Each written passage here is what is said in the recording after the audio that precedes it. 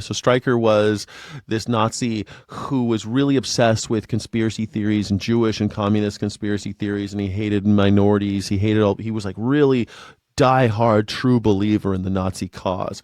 And then they had the Nuremberg trials, and all of the other Nazis didn't like him. Actually, they thought he was crazy.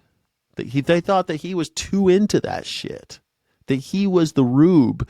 He was the one. They weren't on board with all the shit the guy was saying. It's crazy, right? These are people that carried out the Holocaust, and they're like, oh, this Streicher guy, he's a bit much.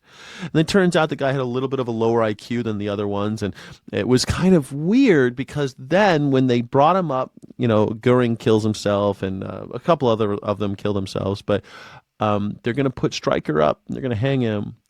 Any last words? And he says, someday the communists, the Bolsheviks are going to do the same to you. They'll hang all of you. And then he screams, Heil Hitler.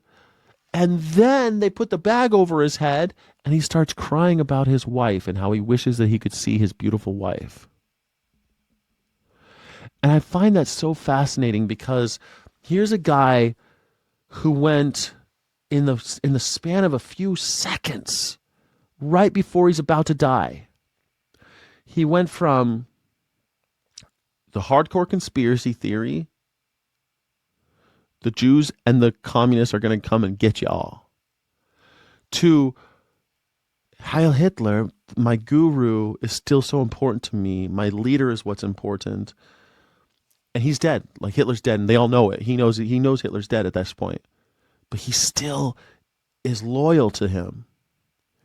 And then when they put the bag on his head and they put the noose around his neck, he starts crying about love.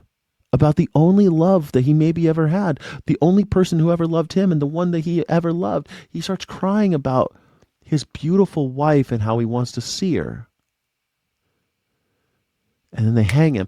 It's like this guy, Streicher, finally figured it out what was important.